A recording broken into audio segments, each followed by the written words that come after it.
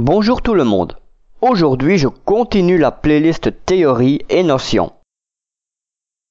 Dans la vidéo précédente de celle-ci, j'ai parlé du comportement d'une diode lorsqu'elle n'est pas polarisée.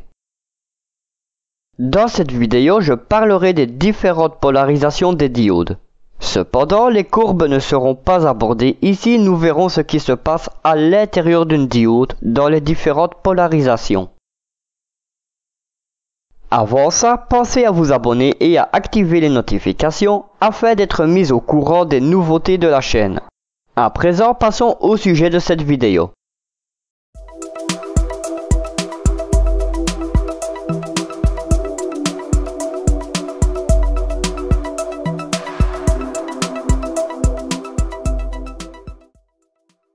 Une diode peut être soumise à deux types de polarisation. Ainsi, il y a la polarisation dite directe et celle dite inverse. La polarisation directe est celle pour laquelle la majorité des diodes sont conçues. Quant à la polarisation inverse, elle peut être dévastatrice pour une diode si la tension inverse à ses bandes dépasse un seuil. Cependant, la polarisation inverse est le but recherché, par exemple, en utilisant des diodes Zener. Une autre application utilisant des diodes polarisées en inverse sont les ponts de Gretz, autrement dit les ponts redresseurs. Commençons par la polarisation directe et prenons l'exemple d'un petit circuit constitué d'une diode, d'une résistance et d'une source de tension continue.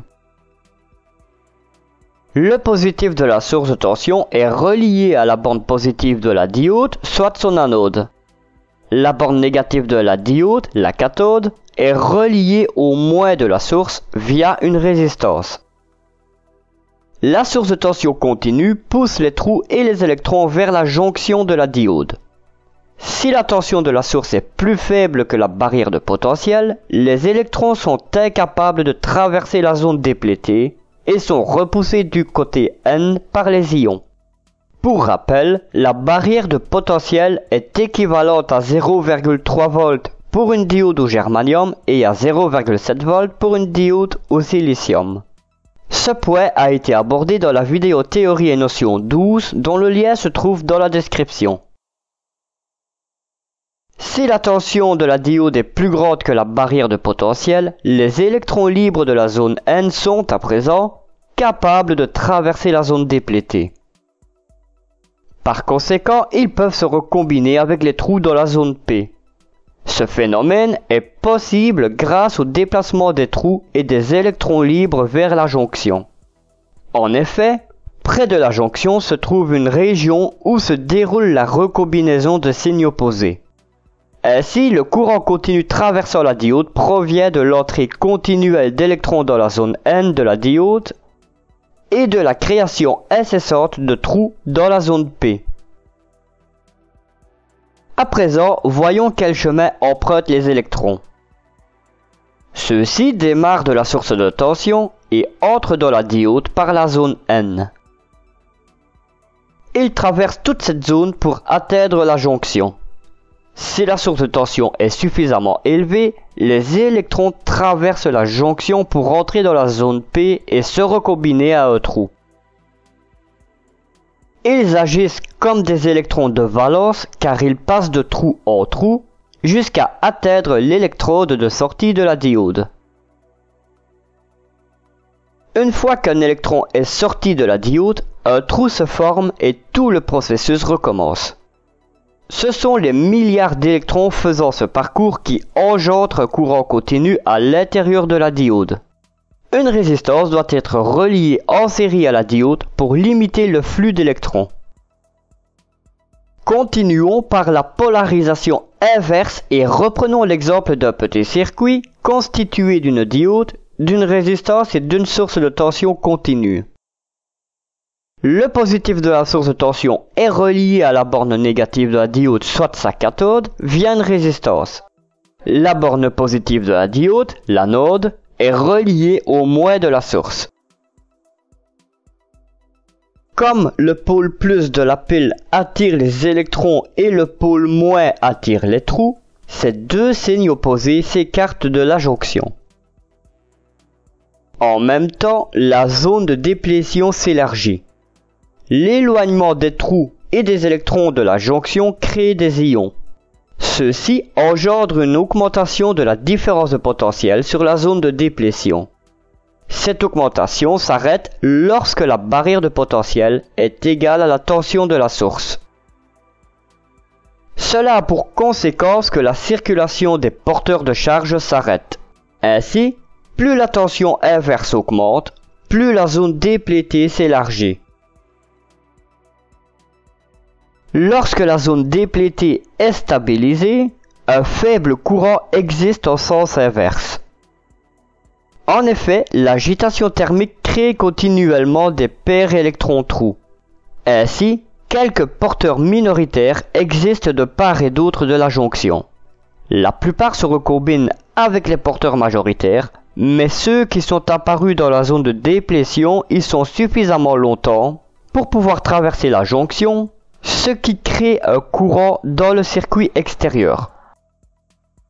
À présent, si l'agitation thermique crée un électron libre et un trou dans la zone déplétée, le premier est repoussé vers la zone N. Cela force un électron de quitter cette zone par l'électrode négative de la diode. Quant au trou, il est repoussé vers la zone P, permettant alors à un électron d'entrer par l'électrode positive dans le but de se recombiner. C'est ainsi qu'un léger courant se crée dans le circuit extérieur. Le courant inverse en provenance des porteurs créé par l'agitation thermique se nomme courant de saturation, symbolisé par ISAT.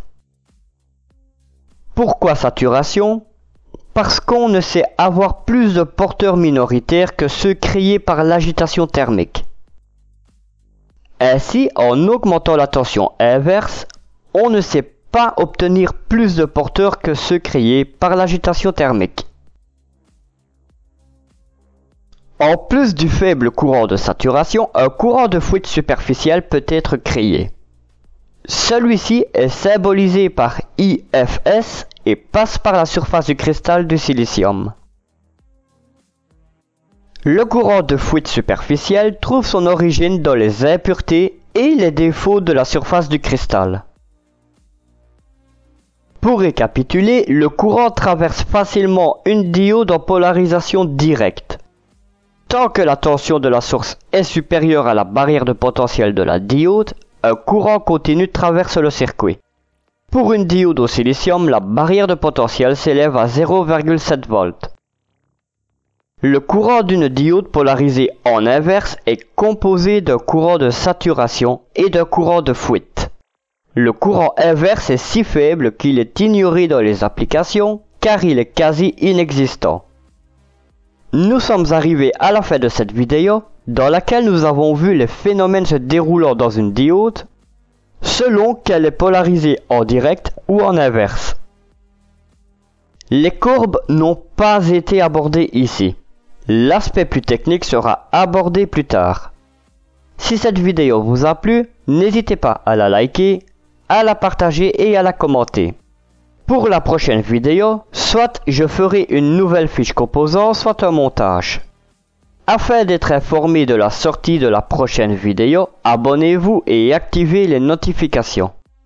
Tout en vous souhaitant de très bonnes expériences électroniques, je vous donne rendez-vous pour la suite sur Proto Électronique. Bye!